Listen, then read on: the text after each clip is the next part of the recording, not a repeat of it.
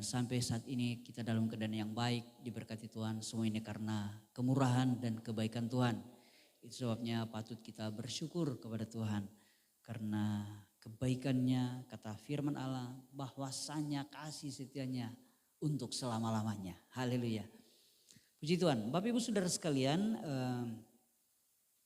malam hari ini saya masih akan berkhotbah seperti yang tadi pagi tentang perluasan.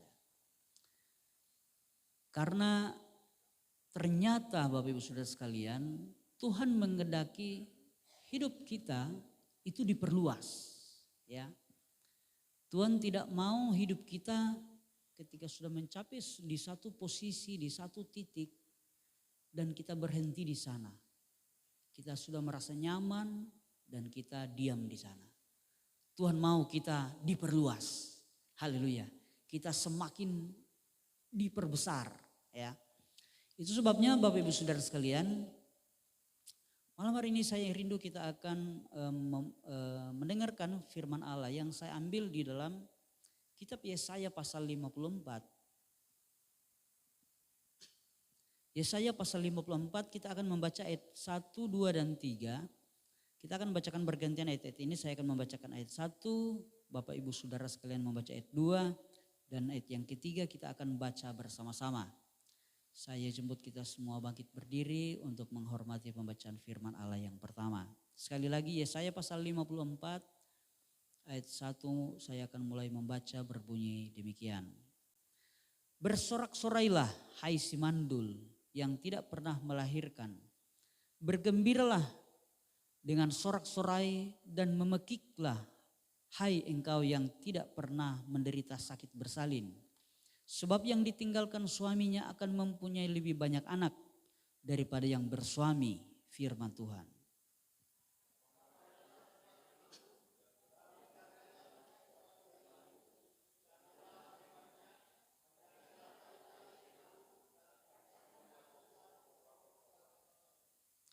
Ayat yang ketiga kita baca sama-sama 2, 3. Sebab engkau akan mengembang ke kanan dan ke kiri. Keturunanmu akan memperoleh tempat bangsa-bangsa dan akan mendiami kota-kota yang sunyi. Puji Tuhan, silakan duduk. Seperti tadi pagi saya sudah sampaikan bahwa nubuatan Nabi Yesaya ini itu terjadi sebelum bangsa Yehuda itu dijajah oleh bangsa Babel.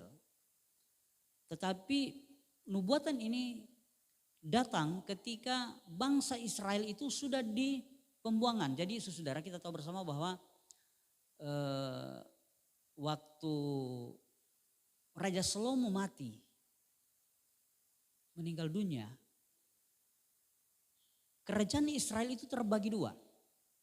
10 suku yang di utara itu membentuk satu kerajaan yang disebut dengan kerajaan Israel.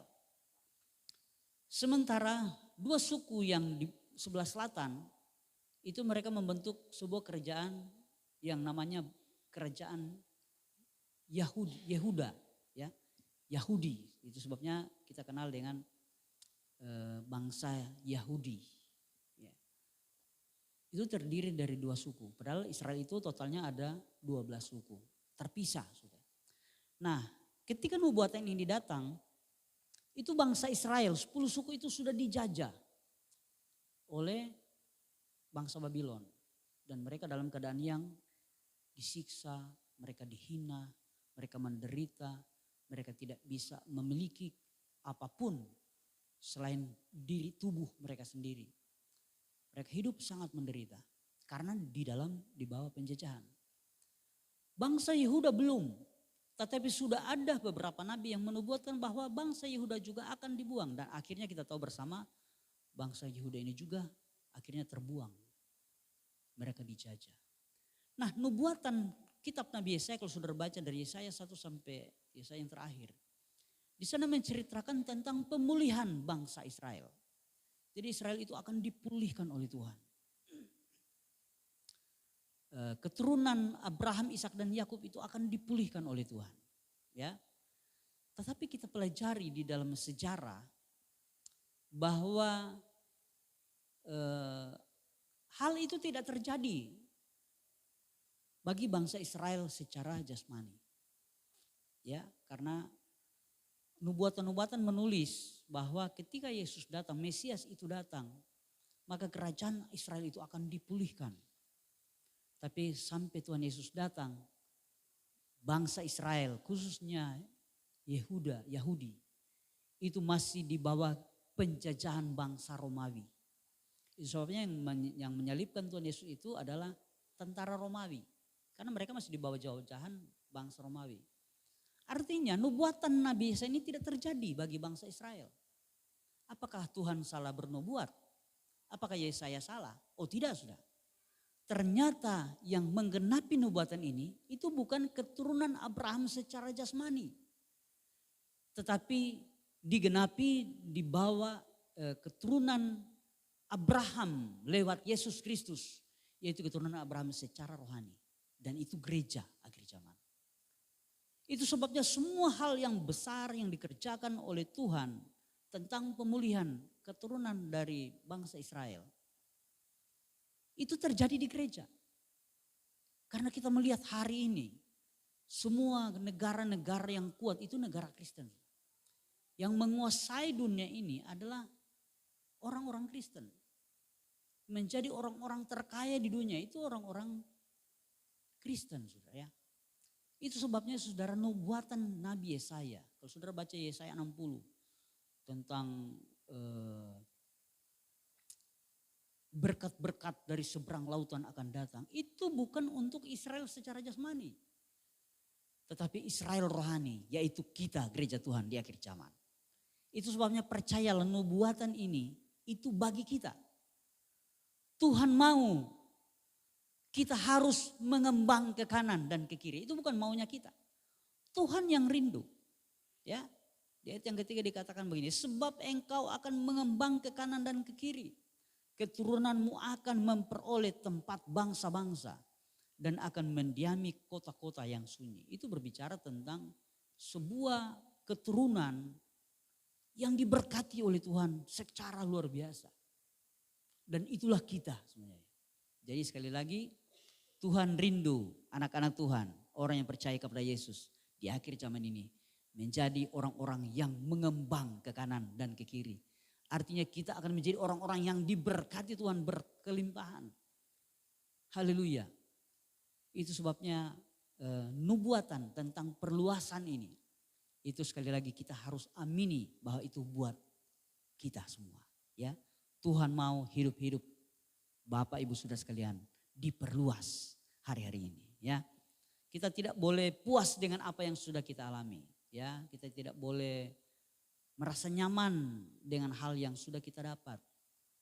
Mungkin engkau berkata saya sudah diberkati, saya sudah cukup, mau cari apa lagi, semua sudah ada. Tetapi firman Allah ini berkata bahwa Tuhan mau memperluas. Tuhan mau kita terus berkembang. Jangan stuck di dalam posisi saat ini.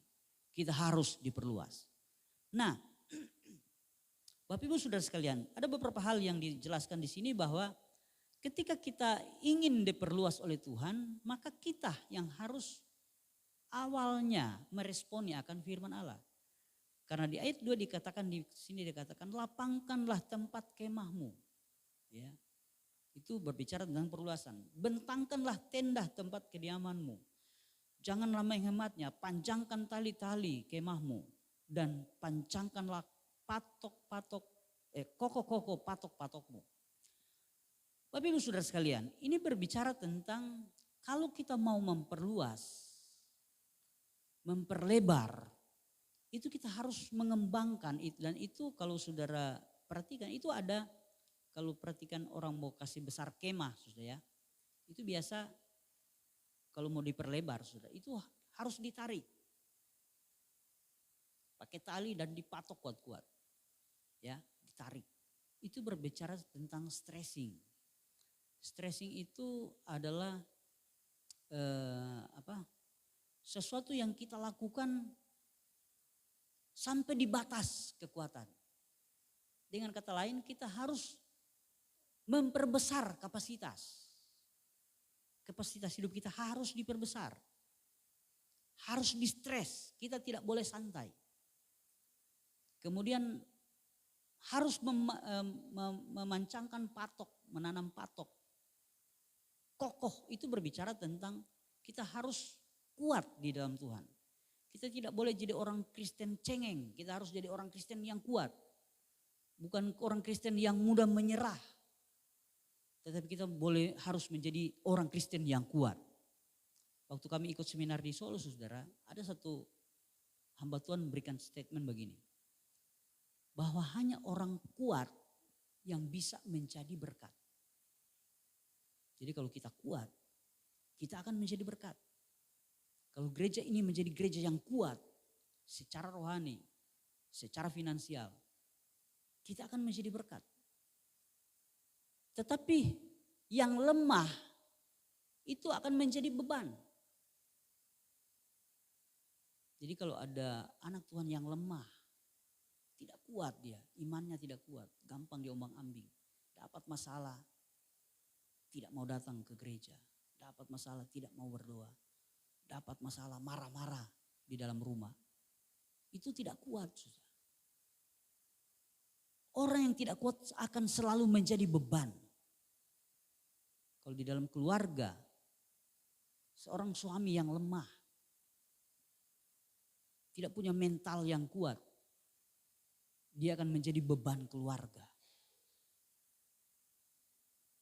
Tidak mau fight, tidak mau stressing, ya. Dia akan menjadi beban keluarga. Suami-suami harus kuat. Haleluya. Istri juga sama. Kalau istri lemah, cengeng, mudah menyerah, tidak mau kerja keras, tidak mau stressing, itu akan jadi beban di dalam keluarga. Jemaat yang lemah, itu akan menjadi beban bagi gereja. Itu sebenarnya kita harus kuat, haleluya. Agar supaya kita menjadi berkat, bukan menjadi beban. Kita harus berjuang menjadi pribadi-pribadi yang kuat di dalam Tuhan.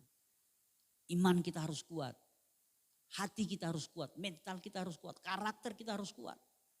Jangan lemah, agar supaya kita boleh menjadi berkat.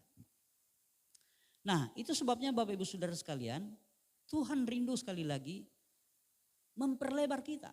Tetapi kita harus meresponi firman Allah ini. Dengan cara kita harus memperluas, memperbesar kapasitas kita. Ya. Yang saya sudah terangkan sedikit tadi. Tentang kita harus kuat. Kita harus rela di stressing. Ya. Harus bekerja keras. Nah itu seperti itu. Nah itu sebabnya saudara kita akan belajar beberapa hal yang penting. Karena begini. Semua yang terjadi di alam nyata ini itu berasal dari roh. Jadi bumi ini sebelum ada berbentuk. Bumi ini diciptakan oleh roh karena Allah kita itu roh.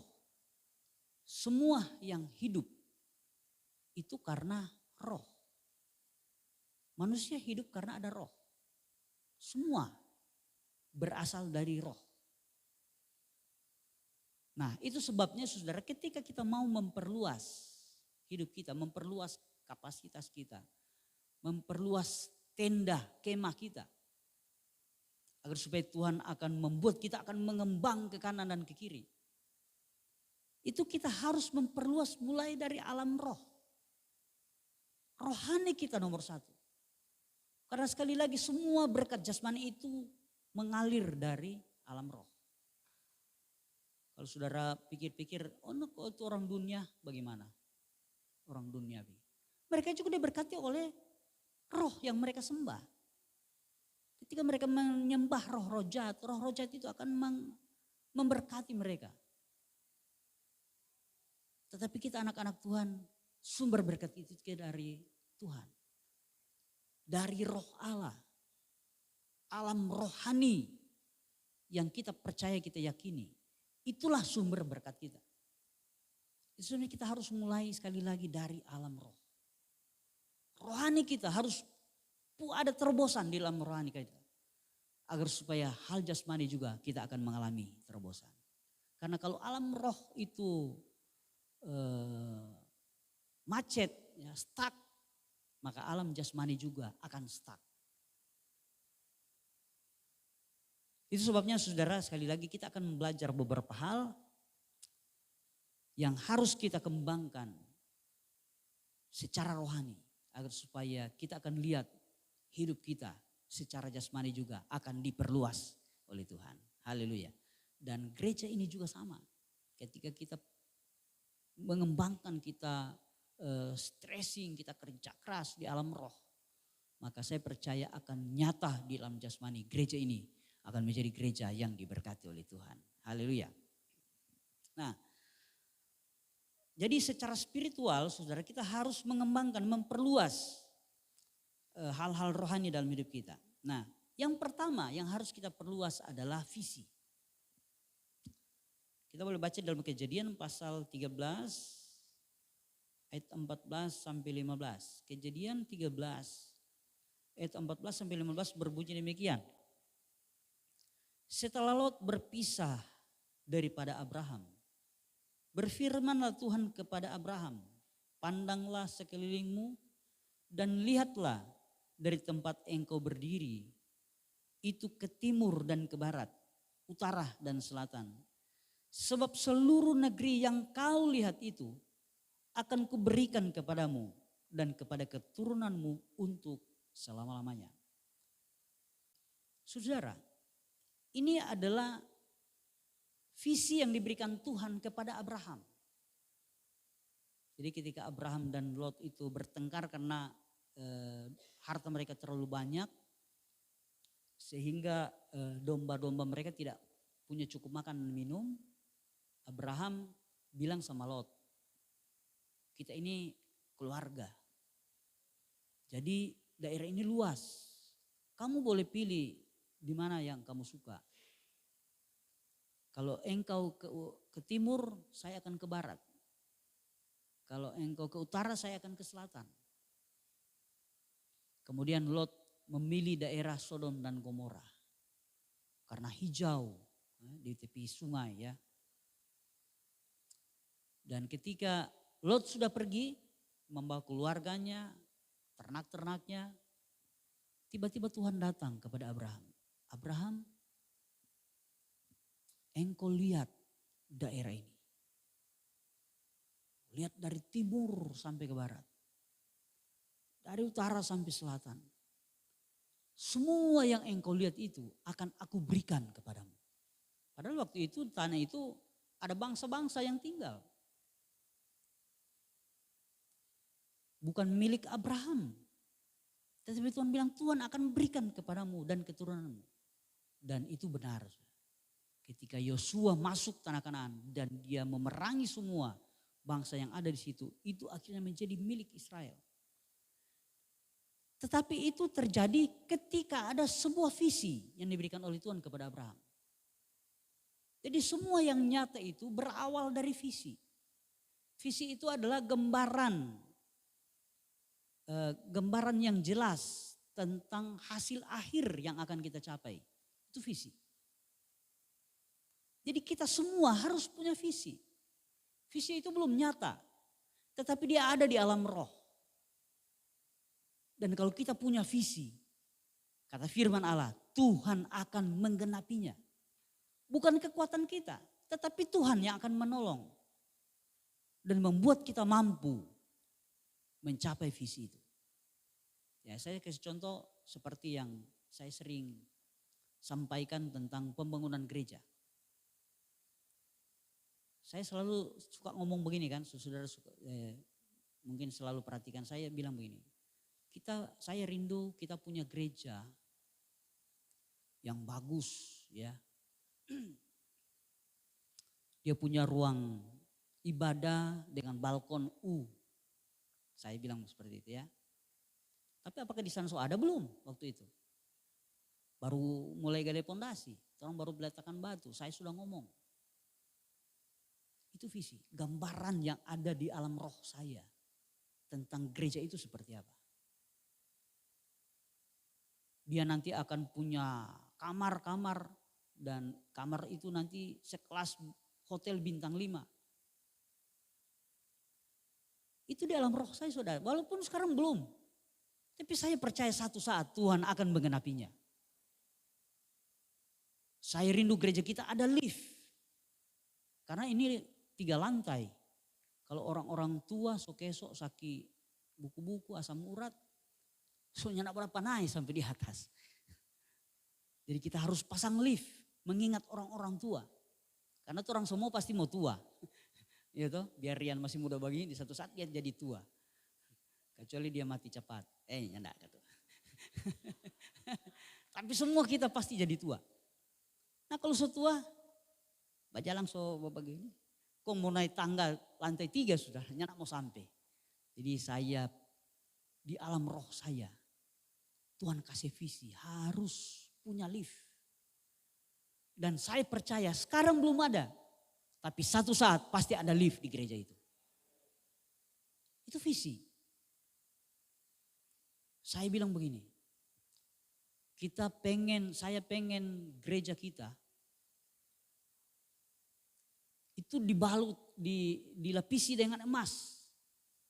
Karena saya baca di dalam firman Allah, Ka'bah Salomo itu disalut dengan emas dindingnya semuanya. Jadi warna emas. Dan beberapa waktu lalu saya coba-coba cek di Jakarta tentang wallpaper akustik. Karena gereja itu nggak ada jendela saudara ya. Jadi pasti pantulannya itu sangat kuat. Sedangkan ini aja kita banyak pantulan ya, susah mau dengar, jelas. Nah gereja yang tertutup mati itu bisa pantulannya banyak. Itu sebabnya kita perlu dinding akustik. Supaya sound system kita bisa bagus. Karena kalau dinding tidak akustik, biar lagi sound system ratusan juta, tidak akan menghasilkan sound yang bagus. Jadi kita harus pakai dinding akustik. Ketika saya cek wallpaper akustik, ternyata ada warna emas. Dan saya percaya Tuhan sudah sediakan. Jadi nanti kita punya gereja warnanya di dalam itu kuning emas yang mendominasi. Walaupun ada warna-warna lain yang akan kita taruh sebagai aksesoris. Tetapi sebagian besar mungkin itu akan ditutup dengan wallpaper berwarna emas. Itu ada di alam pikiran saya. Sekarang belum ada. Tetapi saya percaya satu saat Tuhan akan menggenapi itu. Kita akan punya gereja yang dindingnya itu emas warnanya. Biar cuma warna emas. Soalnya kalau mau lapis dengan emas, aduh setengah mati itu orang. Orang kayak Tuhan sudah datang tidak kelar. Jadi pikiran saya seperti itu. Kita akan punya ruangan yang bagus. Kita akan bikin menara yang tinggi. Sekarang saudara, gereja kita tingginya sudah 11 meter. Sampai di atap lantai 3. Kita masih akan tambah menara kira-kira 2 meter. Kemudian kita akan tambah kubahnya. Kubahnya itu mungkin sekitar 4 meter ya. 4 meter. Kemudian salib di atas. Jadi total itu sekitar 19 meter tingginya. Jadi kenapa saya bikin tinggi seperti itu? Karena saya rindu ketika orang-orang dari laut. Karena kita kan transportasi laut semua ya. Orang-orang dari pulau sebelah, orang-orang yang naik kapal datang ke laut. Pas mereka masuk di Lirung, pertama orang lihat itu salib di atas gereja. Dan mereka segera tahu bahwa ada orang Kristen, ada anak-anak Tuhan di sana. Soalnya saya rindu pasang salib besar. Saya tidak mau pasang salib dari besi yang cuma segini besarnya. Saya pengen cor 40 kali 40 cm. Besar. Supaya ketika dari jauh bisa kelihatan. Itu ada di dalam roh saya. Itu visi. Gambaran yang nyata yang akan terjadi. Yang saya rindu Tuhan genapi itu. Itu visi. Nah ketika kita punya visi, maka Tuhan akan bekerja dalam hidup kita. Kenapa? Karena kalau kita punya visi, kita punya gairah untuk mencapai visi itu akan mendorong kita sehingga kita bisa berdoa lebih sungguh-sungguh. Kita mengiring Tuhan lebih sungguh-sungguh. Kita lebih berjuang, berkorban lebih sungguh-sungguh. Karena ada visi. Kalau tidak punya visi kita akan hidup santai, hidup mengalir. Tiba-tiba setua dan pikir-pikir apa yang kita bikin selama ini. Semua mati, tidak ada sesuatu pun yang saya bikin. Itu hidup mengalir. Kita tidak boleh begitu. Kita harus punya visi. Minta visi dari Tuhan. Dan Tuhan ketika memberikan visi, selalu visi besar. Bayangkan Abraham, Tuhan bilang kamu lihat ke utara, lihat ke selatan, lihat ke timur, lihat ke barat. Semua daerah itu yang engkau lihat akan aku berikan kepadamu. Itu Tuhan seperti itu. Tuhan rindu kita terus diperluas di dalam visi kita. Jadi sekarang mungkin engkau punya visi kecil-kecil. Oh saya tahun ini beli sepeda. Sepeda saya pakai DP Porsche warna biru. Itu visi seperti itu ya. Kita harus punya gambaran jelas. Kemudian kita mulai kumpul uang. Kerja keras, kumpul uang. Saya percaya suatu saat engkau bisa membeli sepeda itu. Tapi itu kecil kalau cuma beli sepeda. Harus lebih besar. Beli motor. Nah seperti itu. Itu visi. Saya percaya Bapak Ibu Saudara sekalian sebelum engkau menerima sesuatu yang nyata dalam hidupmu. Itu sudah ada di alam pikiranmu. Ya, di alam rohmu. Itu visi. Jadi saya rindu malam hari ini ketika engkau mengerti. Mari minta visi yang besar bagi kehidupanmu. Bagi pribadimu, bagi keluargamu terlebih buat gereja ini. Mari kita punya visi. Ada banyak jiwa akan diselamatkan. Tadi pagi saya bilang saya punya visi yang selalu saya doakan. Saya rindu gereja ini. Setiap hari Minggu ada 200 jiwa yang beribadah. Ya, mungkin pagi 100, sore 100. Seperti itulah.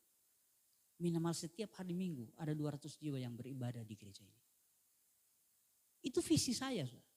Dan ketika saya punya visi itu saya terus bekerja, saya terus belajar. Saya terus berdoa, saya cari referensi-referensi bagaimana supaya gereja ini maju. Itu sebabnya saudara salah satu yang sudah kita lakukan kemarin yaitu seminar pria. Saya rindu pria-pria akan mengalami terobosan baru. Pria-pria di gereja ini tidak akan sama lagi. Pria-pria di tempat ini akan mengalami terobosan. Hidup lebih luar biasa ke depan. Dan saya percaya ketika pria-pria di tempat ini dipulihkan, maka ada banyak jiwa akan diselamatkan. Haleluya. Itu kerinduan saya. Tahun depan mungkin kalau Tuhan kehendaki, saya rindu akan mengadakan seminar pertumbuhan gereja. Itu khusus semua pelayan. Saya rindu semua pelayan yang ada di gereja ini mengikuti seminar itu. Bagaimana supaya gereja ini bisa bertumbuh, bisa berkembang, memenangkan banyak jiwa. Itu kerinduan saya. Kenapa? Karena punya visi sudah. Kalau saya tidak punya visi, saya pikir jemaat segini cukup aja lah. Yang penting saya kalau istilah lain jadi gembala untuk cuma mau cari hidup. Saya pikir sudah cukup jemaat seperti ini. Saya sudah bisa makan, saya sudah bisa pakai. Dengan berkat-berkat yang Tuhan berikan lewat Bapak Ibu Saudara. Tetapi saudara Tuhan tidak mau seperti itu. Tuhan mau kita harus mengembang ke kanan dan ke kiri. Tuhan mau kita terus diperluas. Begitu juga dengan hidupmu. Tuhan tidak senang kalau engkau rasa nyaman dalam posisi sekarang ini. Tuhan mau memperluas engkau. Haleluya. Itu sebabnya yang pertama kita harus ingat. Kita harus minta visi dari Tuhan. Itu hal rohani yang pertama. Yang kedua, doa. Kita harus tahu bahwa doa itu punya hubungan, punya kekuatan supranatural yang tidak dapat dibuktikan dengan logika. Itu kuasa doa. Kalau kita mau buktikan dengan ilmiah, secara umpama fisika. Sekarang kan ada fisika kuantum yang bergerak di alam metafisika, yang mempelajari hal-hal metafisika. Saya percaya fisika kuantum juga belum bisa secara 100% membuktikan bahwa doa itu punya kekuatan supranatural. Tetapi dari pengalaman kita tahu bahwa doa itu punya kekuatan supranatural. Kekuatan di luar kemampuan manusia, itu doa. Itu sebabnya kita harus terus berdoa. Dan ketika kita berdoa, Tuhan mau kita harus berdoa hal-hal yang besar juga. Tidak boleh hanya berdoa hal-hal kecil. Kalau saudara baca di dalam 1 Tawarik pasal 4 ayat 10. Saudara perhatikan doa Yabes. Latar belakang Yabes ini adalah orang yang Dia dikasih nama ibunya sebagai Yabes karena dia lahir di dalam penderitaan. Jadi bangsa Israel menderita, keluarga orang tua Yabes ini menderita. Dan Yabes ini lahir, sampai itu dia disebut Yabes. Anak di dalam penderitaan. Artinya dia tidak ada dalam kondisi yang baik. Dia hidup di tengah-tengah kondisi yang buruk. Mungkin serba kekurangan, mungkin serba ditimpa masalah dan lain sebagainya. Tidak diceritakan secara jelas. Tapi Yabes, dia punya doa yang luar biasa. Walaupun hidupnya tertekan, hidupnya terhimpit.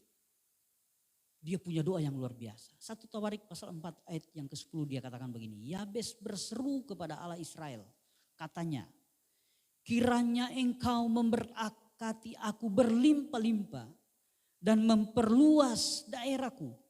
Dan kiranya tanganmu menyertai aku dan melindungi aku daripada malapetaka. Sehingga kesakitan tidak menimpa aku. Dan Allah mengabulkan permintaannya. Wah, luar biasa. Ini luar biasa. Ini bukan doa kecil, ini doa besar. Tapi kita harus percaya Tuhan kita adalah Tuhan yang besar, yang sanggup menjawab doa-doa kita. Itu sebabnya tidak perlu takut untuk doa besar, saudara. Tidak perlu takut. Berdoalah, mintalah hal-hal yang besar. Karena kita punya Tuhan yang besar. Bangkitkan imanmu. Miliki iman yang besar. Supaya doa-doamu dijawab. Kenapa Yabes seperti ini? Karena dia punya keyakinan, dia percaya Allahnya itu Allah yang luar biasa. Dia tahu bagaimana Allah memimpin nenek moyang mereka keluar dari tanah Mesir lewat tanda-tanda ajaib yang luar biasa. Dan dia percaya itu. Itu sebabnya dia berdoa, sebuah doa yang luar biasa. Dan Tuhan menjawab doanya. Haleluya. Justru anak-anak Tuhan harus terus berdoa. Jangan berhenti berdoa. Selalu berdoa. Ada seorang hamba Tuhan dia bilang begini. Jangan pernah berhenti berdoa sebelum segala sesuatu itu nyata dalam hidup. Jadi kalau engkau sudah minta sudah. Engkau sudah berdoa, 10 tahun rupa belum dapat ini. Stop Jo. Tuhan setahu sunya nak mau dengar kita berdoa. Jangan sudah. Terus berdoa. Tuhan pasti akan jawab doa kita. Haleluya. Dengan kebesaran kuasa Allah yang tidak terbatas. Jadi hal yang kedua, jadi ketika kita sudah punya visi, hal yang kedua kita harus terus berdoa. Dan berdoa yang utama adalah mendoakan visi. Supaya itu Tuhan genapi dalam hidup kita. Yang ketiga adalah pewahyuan atau inspirasi atau pencerahan, biasa orang suka bilang. Tiba-tiba dapat hikmat. Nah, itu pewahyuan. Itu kita perlu saudara ya. Nah, pewahyuan itu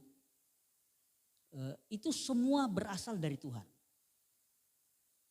Semua penemuan termasuk mama saya kasih contoh ya, listrik. Sebelum ada listrik itu tidak orang-orang tidak mengerti apakah ada listrik atau tidak. Tetapi ketika listrik ada, baru mereka tahu oh iya ada listrik. Listrik ternyata bisa itu sumber energi untuk membuat banyak hal. Ya, termasuk penerangan dan lain sebagainya ya. Itu listrik. Dan saudara tahu, penemu listrik itu dia tidak tahu sebelumnya. Tetapi kenapa dia bisa bikin listrik? Itu karena ada pewahyuan. Dan semua pewahyuan itu berasal dari Tuhan. Kalau saudara baca tentang sejarah penemu-penemu teknologi sampai hari ini. Itu sebagian besar adalah orang Yahudi. Keturunan orang Yahudi. Kenapa? Karena mereka punya Tuhan. Mereka percaya Tuhan. Itu sebabnya Tuhan kasih pewahyuan kepada mereka. Untuk membuat ini. Termasuk siapa yang mencipta iPhone itu. Dan sekarang ditiru oleh Samsung. Android ya. Itu penemunya adalah keturunan itu Steve Jobs kalau saya tidak salah namanya. Itu keturunan Yahudi sudah. Orang yang percaya kepada Tuhan. Jadi artinya begini, orang yang akan mendapat pewahyuan, akan mendapat pencerahan dalam hidupnya, itu hanya mereka yang dekat dengan Tuhan. Yang percaya kepada Tuhan, merekalah yang akan dapat pewahyuan, pencerahan, dapat pengertian. Nah, saudara harus tahu bahwa pewahyuan secara tertulis itu adalah firman Allah. Karena firman Allah itu seluruhnya itu adalah pewahyuan. Tetapi di dalam praktek kita sehari-hari, contoh, umpamanya di dalam melaksanakan tugas pekerjaan. Seringkali kan kita mengalami kesulitan-kesulitan ya. Dan kita tidak bisa dapat jalan keluar. Mentok. Akhirnya ada kalanya ketika kita bekerja, ketika mentok, kita lepas pekerjaan itu. Saya pernah begitu, dulu waktu saya masih kerja. Ketika saya dapat tugas untuk melaksanakan satu pekerjaan dan ketika saya mentok saya tidak bisa berpikir lagi, saya lepas. Karena memang sudah mentok, saya tidak bisa berpikir lagi untuk menyelesaikan masalah itu. Dan apa yang saya lakukan? Saya selalu berdoa. Saya berdoa sampai saya tertidur, ada kalanya berdoa. Dan ada banyak kali saya dapat di mimpi jawaban itu. Jawaban masalah. Karena Tuhan kasih pewahyuan saya saat saya tidur. Dan ketika saya kerjakan, berhasil. Dulu saya pernah cerita ada salah satu pengusaha lift. Ya. Dia anak Tuhan. Kok Daniel namanya juga, bukan kok Daniel ini, kok Daniel yang di Cimanggis. Citesak Pelaki. Dia itu pengusaha lift. Satu saat dia ditugaskan untuk atau menang tender untuk memasang lift di salah satu gedung di ujung pandang. Nah karena supaya dia murah, dia membeli perangkat elektronik dari lift itu dari Jerman. Kemudian perangkat mekaniknya, itu alat-alat besi-besi itu dia beli dari Cina supaya murah. Motor-motor segala macam itu dari Cina. Sementara elektroniknya itu dari Jerman. Ketika dipasang sudah tidak berfungsi. Akhirnya dia email ke Jerman. Tanya ini masalahnya bagaimana? Bagaimana jalan keluar? Dari Jerman kirim lagi. Ini pabrik ya, pabrik lift itu ya. Kamu coba bikin ini, bikin ini. Dia bikin ini. Tidak berhasil juga. Berulang-ulang kali. Email Jerman, Jerman balas. Dia email lagi ke Jerman, Jerman lagi balas. Dan begitu. Sudah beberapa hari dia sudah capek, dia sudah menyerah, dia tidak sanggup lagi. Tidak bisa lagi. Dan akhirnya dia ingat Tuhan. Seperti Roh Kudus terangkan di hatinya bahwa Tuhan mengerti teknologi.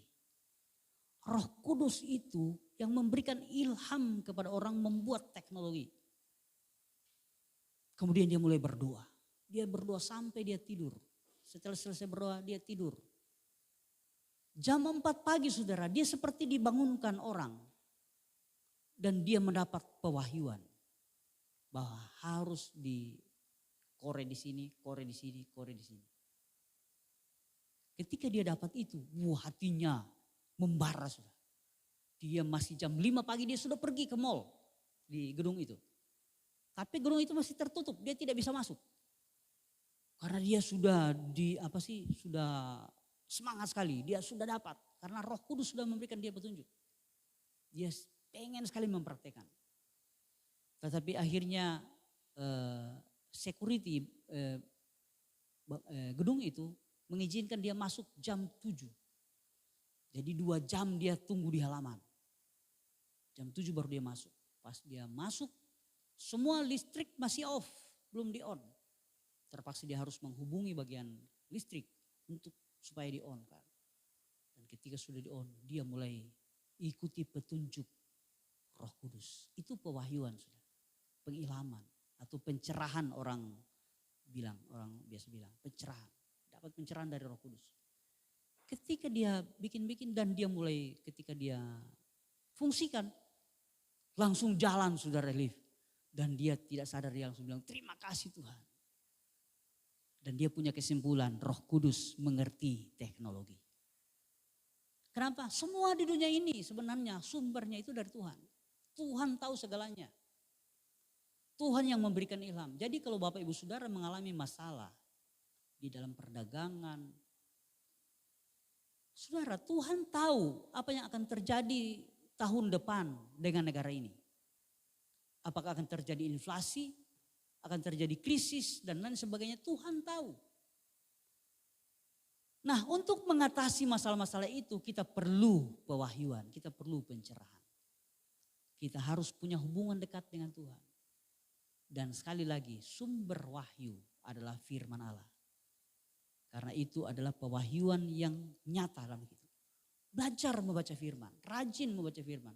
Saya percaya Tuhan akan berbicara dalam hidup kita. Ketika kita mengalami masalah, Roh Kudus akan memberikan pencerahan, pewahyuan. Saya pernah dengar, kalau saya tidak salah dulu, Kok Daniel pernah bersaksi tentang waktu harga kopra naik turun tidak stabil. Dan dia harus memutuskan membeli dengan harga berapa. Kemudian beliau berdoa dan Roh Kudus meneguhkan dalam hatinya, beli harga sekian. Betul Kang? Dan akhirnya untung. Saudara tahu itulah pewahyuan. Itu pencerahan dan itu dikerjakan oleh Roh Kudus. Kalau engkau berdagang, engkau berbisnis, engkau bekerja di kantor. Atau apapun, engkau sebagai nelayan, sebagai petani, bagaimana supaya engkau berhasil. Kalau engkau punya pewahyuan, engkau akan menjadi pribadi yang luar biasa. Engkau tidak akan menjadi nelayan biasa-biasa. Engkau tidak akan menjadi petani biasa. Engkau menjadi petani luar biasa. Engkau tidak akan menjadi pegawai biasa. Engkau menjadi pegawai yang luar biasa. Engkau tidak akan menjadi pebisnis biasa. Engkau akan menjadi pebisnis yang luar biasa. Kalau ada pewahyuan, ada pencerahan. Ketika menghadapi masalah, kita dapat menyelesaikannya. Ketika ingin mengembangkan ekspansi dan lain sebagainya, Roh Kudus sanggup memberi engkau hikmat untuk melakukannya. Itu pewahyuan. Itu sebabnya Bapak Ibu Saudara kalian, mari dekatkan dirimu kepada Tuhan. Alam rohanimu harus kuat agar supaya engkau dapat pewahyuan dari Tuhan. Yang berikut, peperangan rohani. Kita harus tahu bahwa dunia ini secara de jure ya, itu dikuasai oleh iblis. Ada ayat bilang begini, kita tahu bahwa dunia ini dibawa kekuasaan roh jahat. Itu sebabnya saudara, kita harus berhati-hati karena roh jahat itu musuh kita. Dan katakanlah catatan firman Allah bahwa iblis itu tidak pernah berhenti, dia tidak pernah libur untuk mencari kelemahan kita, untuk ditelannya, untuk menghancurkan hidup kita. Tujuan roh jahat hanya untuk menghancurkan. Bisa lewat relasi kita, bisa dalam keluarga, bisa apa saja sudah. Untuk menghancurkan hidup kita, bisnis kita, pekerjaan kita, usaha kita. Iblis punya rencana untuk menghancurkan semua. Itu sebabnya saudara, kita harus mengadakan peperangan rohani setiap saat. Setiap engkau berdoa. Saya kan sudah ajar waktu-waktu lalu. Ketika engkau mulai bekerja, ketika engkau duduk di meja kerjamu, engkau harus berdoa. Tuhan sertai, Tuhan tolong berikan hikmat, kesehatan. Saya akan bekerja bersama Tuhan. Tetapi jangan lupa satu hal, peperangan rohani. Engkau harus tolak segala rencana jahat kuasa iblis. Saya patahkan dalam nama Yesus. Engkau harus lakukan setiap hari. Karena kalau engkau lengah sedikit pun, iblis siap untuk menghancurkan hidupmu. Dan saudara harus tahu iblis itu punya kuasa. Karena dia berasal dari surga juga. Dia punya kuasa mirip-mirip kuasa Tuhan. Itu sebabnya iblis berani melawan Tuhan. Karena dia punya kuasa setara. Tetapi tujuan kuasa iblis hanya untuk menghancurkan. Kita tidak boleh merasa kuat. Kita ini lemah. Kalau iblis hancurkan cuma satu kali dia bikin kacau. Langsung habis orang. Itu sebabnya kita harus terus memerangi dia. Peperangan rohani Itu salah satu hal rohani yang harus kita perluas dalam hidup kita. Ya. Yang terakhir, tuntunan ilahi. Tuntunan ilahi ini sangat penting. Kalau saudara baca di dalam Kejadian pasal 26 ayat 1 sampai 1 dan seterusnya, itu berbicara tentang Ishak ketika terjadi musim kelaparan di tanah Kanaan. Dan secara naluri Ishak mau pergi ke Mesir karena Mesir itu di zaman ini adalah bangsa yang komplit infrastruktur untuk pertanian dan peternakan. Zaman itu kan bisnis mereka kan pertanian dan peternakan. Karena mereka punya sungai Nil dan mereka punya delta yang luas di daerah Mesir sebelah utara itu. Itu tempat banyak rumput hijau. Kemudian air tersedia untuk semua pertanian itu di Mesir. Itu sebabnya secara naluri kemanusiaan Ishak, walaupun dia ada di tanah yang dijanjikan oleh Tuhan. Jadi Tuhan berjanji untuk memberikan tanah Kanaan itu kepada mereka. Ketika terjadi musim kelaparan, secara naluri dia pengen pindah ke Mesir. Kenapa? Dia mengandalkan Mesir. Biar dia percaya kalau saya ada di Mesir, saya akan hidup. Saya tidak akan kekurangan. Dia mengandalkan Mesir. Tetapi Tuhan berfirman kepadanya. Tuhan bilang, kamu jangan ke Mesir. Kamu tinggal di Gerar. Itu saudara tuntunan Tuhan. Tuhan suka menuntun dalam hidup kita. Seringkali kan kita dalam bisnis yang paling cocok ya, atau pekerjaan. Cuma kalau di sini pekerjaan tidak terlalu kelihatan ekspansi dalam pekerjaan, karena kalau orang suka kerja di satu perusahaan, kita tidak punya keinginan untuk kerja di perusahaan lain karena di Talaut ini perusahaannya terbatas. Tapi kalau di Jakarta itu berbeda lagi. Saya waktu kerja dulu, ketika saya sudah jadi seorang manajer, saya ditawarkan oleh pabrik lain untuk menjadi manajer dengan gaji yang lebih besar. Itu namanya ekspansi. Saya di Manado juga pernah seperti itu. Ditawarkan oleh perusahaan lain dengan gaji yang lebih besar. Itu namanya ekspansi. Tapi kalau di sini kelihatannya di dunia bisnis lebih jelas. Sekarang saya dagang sembako. Dan ada tawaran untuk menjual bahan bangunan. Itu namanya ekspansi. Saudara tahu, ekspansi itu di Jakarta banyak orang bangkrut karena ekspansi. Ketika mereka sudah mulai mengeluarkan modal yang besar untuk usaha yang baru dengan harapan dapat keuntungan yang lebih besar. Ternyata situasi ekonomi berubah, saudara ya. Tiba-tiba krisis dan bangkrut. Itu terjadi sekitar tahun 98, 99, itu banyak sekali perusahaan bangkrut karena ekspansi. Karena situasi ekonomi itu tidak stabil. Baik di Indonesia maupun tingkat dunia. Nah saudara, tetapi ada orang-orang di saat sulit seperti itu malah mereka berhasil. Saudara ingat yang siapa dulu? Bakri itu. Di masa sukar dia malah mendapat untung yang besar karena dia membeli membeli dolar ya dalam jumlah yang besar. Jadi kekayaannya semua dijual dan dia beli dolar. Ketika dolar dari 2.500 naik menjadi 15.000, ketika dia jual dia mendapat keuntungan berlipat ganda. Nah saudara, untuk kita bisa seperti itu, bisa berhasil di masa sukar, firman Allah mencatat bahwa kita harus perlu mendengarkan tuntunan Tuhan. Tidak boleh hanya dengan berdasarkan logika kita. Yakub itu seperti itu, Ishak itu seperti itu. Ketika dia mau ke Mesir, dia mau ekspansi ya. Tuhan bilang jangan, tinggal di Gerar, jangan pergi ke sana. Walaupun di sini terjadi kelaparan. Dan karena Ishak tinggal di situ, akhirnya dikatakan dalam firman Allah dia menabur di musim kering. musim paceklik, musim sukar. Tetapi di tahun itu juga kata firman Allah, dia menuai hasil 100 kali lipat. Sehingga dia menjadi kaya, kian hari kian kaya dan menjadi sangat kaya. Kenapa? Karena dia mendengar tuntunan Tuhan.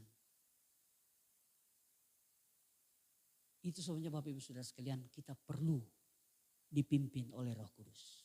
Kita harus tahu bahwa Roh Kudus suka memimpin kita. Tetapi seringkali kita tidak peka. Karena kita kurang berhubungan dengan Roh Kudus. Kita harus membangkitkan hubungan lebih intim dengan Roh Kudus. Supaya kita peka terhadap tuntunan Tuhan. Tuntunan Roh Kudus. Nah, kalau Roh Kudus menuntun kita, saya percaya itu adalah hal yang terbaik. Itu sebabnya Bapak Ibu Saudara sekalian, kita harus belajar. Nah, ini yang akan saya sampaikan. Hari-hari ini adalah hari-hari yang perlu kita waspadai. Karena ini adalah hari-hari ujian bagi kita semua. Karena di depan kita ini adalah hari-hari yang sukar. Saya mendengar beberapa berita kemarin bahwa di Indonesia ini kan mengalami pertumbuhan ekonomi yang sangat signifikan ya. Saya lupa, mungkin 9,11% pertumbuhan ekonomi di Indonesia. Tetapi berita terakhir ada 5 provinsi di Indonesia itu sudah mengalami inflasi. Artinya doi soalnya ada harga. Tidak berguna juga punya uang. Barang tidak ada, kalau ada pun mahal. Itu sudah ada 5 provinsi. Tetapi saudara harus ingat, beberapa bulan yang lalu atau sekitar tahun yang lalu, itu negara sekelas Amerika juga sudah mengalami inflasi sampai hari ini belum berakhir. Soalnya mereka menaikkan suku bunga gila-gilaan di Amerika. Dan membuat para ekonomi di sana, para pebisnis itu stres mereka. Sudah banyak yang bangkrut.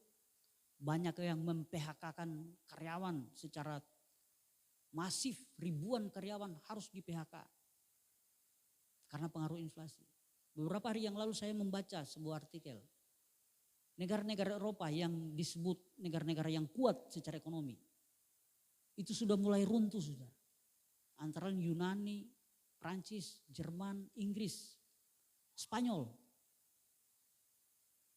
Itu mereka menghadapi situasi yang krisis karena akan mengalami pemadaman listrik secara total. Karena listrik mereka itu bersumber dari gas yang diekspor oleh Rusia. Sementara Rusia menutup semua ekspor gas. Dan mereka mengalami krisis hari ini. Itu sebabnya beberapa bulan yang lalu, minggu yang lalu, Bapak Presiden Jokowi ini terus memberikan warning kepada bangsa kita bahwa kita harus kuat. Kenapa? Tahun 2023 adalah tahun yang gelap. Artinya di depan kita ini adalah hari-hari yang sukar. Kita tidak bisa menghindar karena ini krisis dunia, bukan krisis Indonesia. Indonesia termasuk negara kuat sekarang ekonomi. Tetapi saudara, sudah ada 5 provinsi mengalami inflasi. Artinya ini akan melanda seluruh kita. Tetapi kita anak Tuhan tidak perlu takut. Firman Tuhan datang malam hari ini tentang perluasan. Di tengah-tengah kesukaran, Ishak menabur dan dia menuai 100 kali lipat. Saya percaya kalau kita bersama Tuhan, kesulitan boleh datang, masalah, krisis boleh datang. Tetapi kita akan dipelihara oleh Tuhan. Bahkan kita akan menjadi berkat bagi banyak bangsa. Saya dengar kemarin kesaksian dari Nigeria. Ketika COVID 2 tahun, 2020 dan 2021 melanda Nigeria. Semua anggaran biaya APB, anggaran belanja negara Nigeria itu dialihkan ke COVID. Akhirnya semua perencanaan untuk membangun tol dan lain sebagainya itu tidak berjalan. Karena negara tidak punya uang. Tetapi ada satu gereja yang menjadi berkat bagi Nigeria. Itu gereja yang dipimpin oleh Bapak Pendeta Adeboye. Yang memiliki jemaat 11 juta hari ini. Mereka yang mengeluarkan anggaran triliunan, saudara, membangun tol. Gereja menjadi berkat bagi bangsanya. Kenapa? Anak-anak Tuhan, gereja Tuhan itu punya janji perluasan dari Tuhan. Sekali lagi, janji perluasan ini bukan Israel secara jasmani. Tetapi janji perluasan ini bagi kita orang Israel yang percaya kepada Yesus. Karena penebusan Kristus, kita menjadi orang Israel. Dan janji-janji ini buat kita semua. Isunya Bapak Ibu Saudara sekalian, kalau engkau hari ini engkau mengerti. Dan engkau percaya akan janji Tuhan. Engkau akan lihat Tuhan akan bekerja dalam hidupmu. Tuhan akan memperluas hidupmu. Tuhan akan memperluas gereja ini. Dan sampai kita semua akan menjadi berkat buat bangsa-bangsa. Haleluya. Itulah rencana Tuhan. Itu sebabnya mari kita terus berdoa. Dan kita bersyukur kepada Tuhan. Karena kita terhisap di dalam orang yang menerima janji. Kenapa? Karena kita percaya Yesus sudah mati di kayu salib menebus kita. Hari ini kita akan memperingati kematian Tuhan. Kita harus bersyukur. Karena dengan kematian Tuhanlah sehingga kita menjadi orang-orang yang akan mewarisi janji-janji Allah. Puji Tuhan, inilah firman Allah yang bisa saya sampaikan.